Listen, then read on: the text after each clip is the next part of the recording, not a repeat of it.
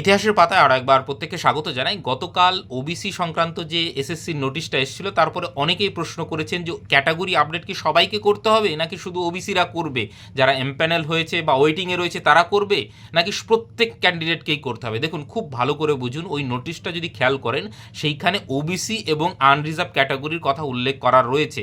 অর্থাৎ তাহলে এখানে কিন্তু সবাইকে উদ্দেশ্য করে, যেমন এসসি যদি হয়ে থাকেন বা এসটি হয়ে থাকেন, তাহলে আপনার এইখানে বিশেষ কিছু করার নেই। অর্থাৎ ওইখানে যদি করতে হতো অল ক্যান্ডিডেট বলা থাকতো, ওইখানে কিন্তু অল ক্যান্ডিডেট বলা নেই। অর্থাৎ অল ক্যান্ডিডেট মানে করতে হচ্ছে না, কিন্তু কাদের করতে হচ্ছে, যে ওবিসি সংরক্ষণটা নিতে চাইছেন। অর্থাৎ মানে যেহেতু 17 থেকে 7% হচ্ছে, এইবার আপনি দেখা গেলো আগে করেছেন, এখন আপডেট করলেন না, তাহলে কিন্তু আপনি ওবিসি সংরক্ষণ পাবেন না। অর্থাৎ আপনি যদি ওবিসি হয়ে থাকেন, ওবিসি সংরক্ষণের মানে দরকার রয়েছে আপনার, তাহলে অবশ্যই 100% আপনাকে করতে হবে। সেটা আপনি এমপ্যানেল হয়ে থাকলেও করতে হবে, ওয়েটিংয়ে হয়ে থাকলেও করতে হবে, বা এর বাইরে থাকলেও করতে হবে। পরিষ্কার বোঝা গেল?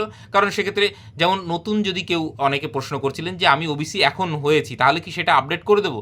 অবশ্যই আপনাকে যেহেতু আপডেটের সুযোগ দেওয়া হচ্ছে, অবশ্যই আপনি আপডেট করে দেবেন। যদি এমনিতেই তো আপনি জেনারেল, তো সেক্ষেত্রে আপনি তো মানে জেনারেল যদি বাদ যাওয়ার ভেরিফিকেশনে হয়, তাহলে তো সেটা তো জেনারেলে গিয়ে হবেন। কিন্তু ওবিসি হলে তাহলে আপনি সেই জায়গায় সুযোগটা পাওয়ার জায়গায় চলে আসছেন। তো এইটা কিন্তু শুধুমাত্র ওবিসির, কিন্তু সেখানে জেনারেল কথাটাও লেখা আছে। কেন লেখা আছে?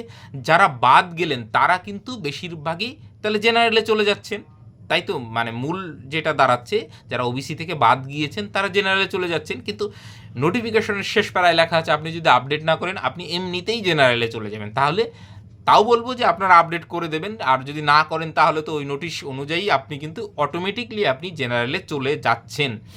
এইবার প্রশ্ন হলো যে মানে নেক্সট ইডাব্লিউএস নিয়ে কী হবে। দেখুন, মানে আগ বাড়িয়ে কথা বলাটাই এখানে খুব মানে বোকামো হবে, কারণ এটা খুবই সেন্সিটিভ বিষয়। কি হবে না হবে এইটা কিন্তু মানে প্রেডিক্ট করাটা ঠিক নয়। কিন্তু যেহেতু আমরা West Bengal police recruitment board এর ক্ষেত্রে যে নোটিশটা দেখেছি, তার ওপর ভিত্তি করে আপনাদের একটা ধারণা আমি দেওয়ার চেষ্টা করেছি।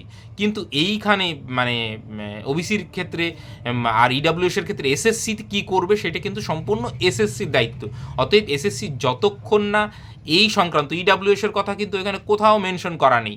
অতএব এই বিষয়টাও কিন্তু একটা জটিলতার জায়গায় যাচ্ছে, এবং সেটা আপনারা জানেন যে মানে 7% হলেও কেস হতো, মানে হবে। আবার যদি 17% হয় তাহলেও কেস হতো, মানে 17% ধরো অলরেডি। কিন্তু আপনারা অনেকে হয়তো জানেন না, 17% থেকে 7% করার জন্য কলকাতা হাইকোর্টে অলরেডি অ্যাপিল করা হয়ে গেছে। সম্ভবত সুদীপ্তবাবু এই সংক্রান্ত বিষয়ে কিছু একটা অ্যাপিল করেছেন, এবং সেটা শুনানির সময় বলেছিলেন। অর্থাৎ তারা কিন্তু 7% চাইছেন, অর্থাৎ 17% করলেও কিন্তু এটাতে কেস হতো। অতএব মানে বাঁচার জায়গা, এর থেকে বাঁচার একটাই জায়গা, সেটা হচ্ছে এই হাইকোর্ট না খেলে একদম সর্বোচ্চ ন্যায়ালয়ে যাও, যে এইটা যেহেতু একটা বিশেষ পরিস্থিতি, আমাদের যে কোনো একটা রাস্তা যেটাই আইনত বৈধ হয় সেইটা দেখিয়ে দিন, সেই অনুযায়ী এই নিয়োগ কমপ্লিট হোক। এই নিয়ে বছরের পর বছর ঝুলে থাকার কোনো মানে হয় না। এর আগেও আমাদের মানে জীবন থেকে প্রায় এক যুগ চলে গেছে, কেউ রিক্রুটমেন্ট পায়নি কেসের জন্য। আমরা চাই যে এটা যেভাবেই হোক, এটা অন্তত সর্বোচ্চ ন্যায়ালয় থেকে ফায়সালা করে, যা করুক, সে 7 করুক 17 করুক, যাই করুক, এটার ফায়সালা করে দিক, এবং ইডাব্লিউএস এর কী করবে করে দিক।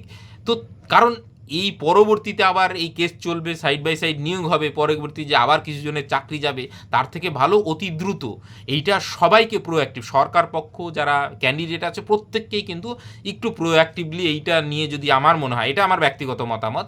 এবার বলবেন যে 9-10-এ কী হবে। দেখুন, 9-10-এও কিন্তু অবভিয়াসলি বুঝতেই পারছেন ক্যাটাগরি আপডেট দেবে, কিন্তু একটা করে ছাড়াতে চাইছেন, এইটা আপনারা বুঝতে পারছেন। এবং গ্রুপ সিডির কী হবে সেইটা রেজাল্ট দিচ্ছে না কেন, অনেকেই বলছেন এই কালকে রেজাল্ট আসলো, পরশু দিন রেজাল্ট আসলো। আমি কিন্তু আগেই বলেছিলাম লেট হবে। এইটা কিন্তু একদিনে আপনাকে দায়িত্ব দিলে বা আমাকে দায়িত্ব দিলেও আপনি দুদিনে ছাড়াতে পারবেন না, বা দুদিনে কমপ্লিট করে দিতে পারবে না।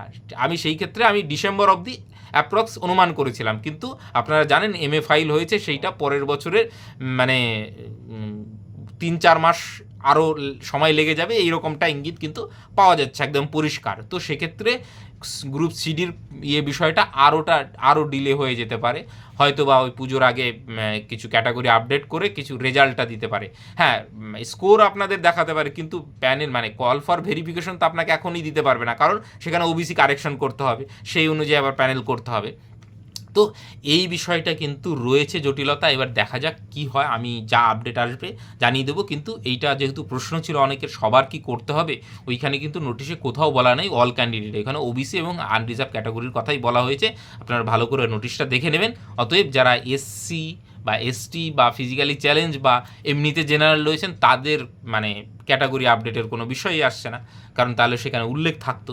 তো আমি যেতটুকু যা নোটিশ পড়ে বুঝলাম, এইখানে কিন্তু ওবিসিরা বা ওবিসি থেকে যারা বাদ পড়েছেন তারা যদি ক্যাটাগরি চেঞ্জ করতে চান, সেইটা আপডেট কিন্তু 100% এন্টায়ার ক্যান্ডিডেট যারা রয়েছেন প্রত্যেককেই কিন্তু এই ক্যাটাগরি আপডেট আপাতত এই নোটিশের ভিত্তিতে কিন্তু করতে হচ্ছে না। একদম পরিষ্কার হলো বিষয়টা।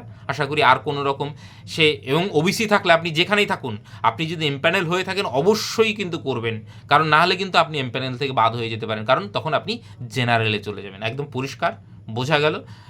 ওয়েটিংয়ে থাকুন, যেখানেই থাকুন, আপনাকে ওবিসি আপডেট করতেই হবে আপনি যদি ওবিসি সংরক্ষণ নিতে চান। মোদ্দা কথা হচ্ছে এটাই।